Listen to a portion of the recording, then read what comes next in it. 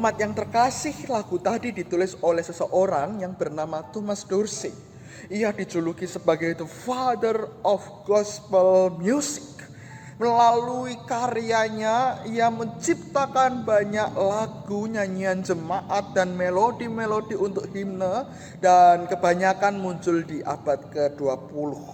Sebelumnya ia adalah seorang musisi jazz di sebuah klub jazz, dan pada waktu umur ia 22 tahun, ia menjadi seorang pemusik gereja sekaligus menjadi musik director di sebuah gereja lokalnya.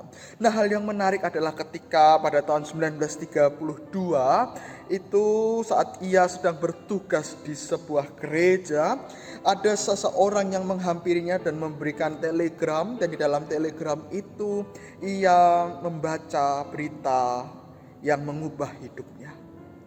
Ia membaca telegram berisikan bahwa istrinya telah meninggal ketika sedang melahirkan anaknya.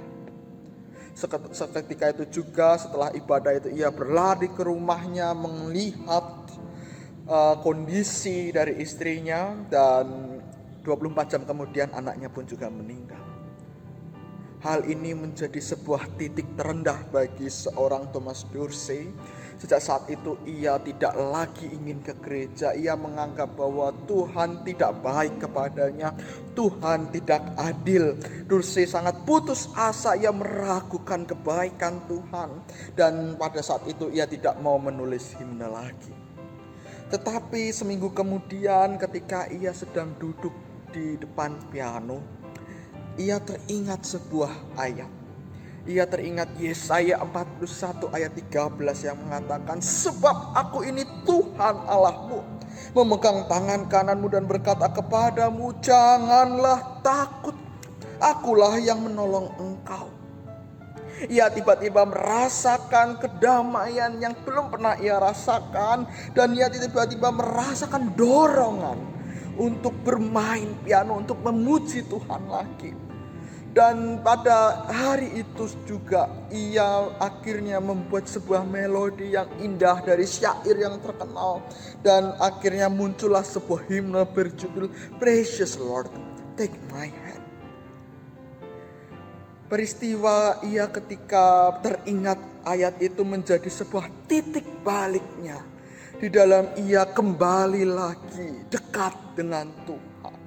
Tuhan memanggil dirinya, Tuhan tetap merangkulnya, ia merasakan dekapan Tuhan sehingga ia menciptakan lagu itu, dan lagu itu menjadi sangat populer, bahkan dinyanyikan oleh Elvis Presley.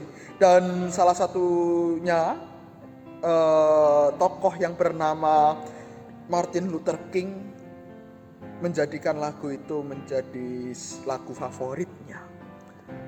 Lagu ini sangat memberkati sekali. Lagu ini liriknya sangat dalam sekali, dan syair yang dimunculkan merupakan refleksi terdalam dari ayat tadi. Bahwa di dalam segala kondisi, bahkan di dalam keputusasaan, Tuhan tetap bersama dengan kita. Nah, umat yang dikasihi oleh Tuhan, Bapak Ibu yang terkasih, saya tidak tahu apakah perasaan kita saat ini seperti apa. Apakah kita merasa senang, apakah kita merasa sukacita, atau justru minggu-minggu ini kita sedang merasakan kegalauan, sedang merasakan kegelisahan, kesedihan, kecemasan, dan lain sebagainya. Di dalam segala kondisi itu, marilah kita ingat bahwa Tuhan tetap bersama dengan kita. Tuhan tetap berjalan bersama dengan kita. Tangannya tetap menggenggam tangan kita, entah melewati padang bunga yang indah maupun melewati sebuah lembah kelam, ataupun kita sedang berjalan di tengah badai, Tuhan selalu bersama dengan kita. Mungkin saat ini kita berpikir, saya kok ya merasa jenuh, saya kok mungkin merasa kecewa dengan Tuhan, saya merasa gak sanggup lagi, apa yang saya kerjakan selalu mendapat respon negatif. Saya merasakan pelayanan saya bukan menjadi tanda sukacita, tetapi justru menjadi beban karena respon negatif yang disampaikan oleh orang-orang terhadap saya. Mungkin kita merasakan hal seperti itu. Mungkin kita merasakan kekecewaan di tengah pekerjaan kita dan pelayanan kita. Mungkin kita merasa capek dan jenuh tentang hal itu. Tetapi percayalah dan ingatlah bahwa di tengah kejenuhan kita, di tengah suka dan duka kita, Tuhan tetap bersama dengan kita. Tuhan tetap menggenggam dan memperhatikan setiap langkah kita.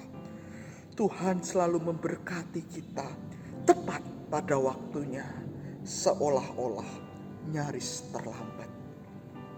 Ingatlah, di dalam setiap kesedihan kita, di setiap sukacita dan duka cita kita, Tuhan merengkuh kita.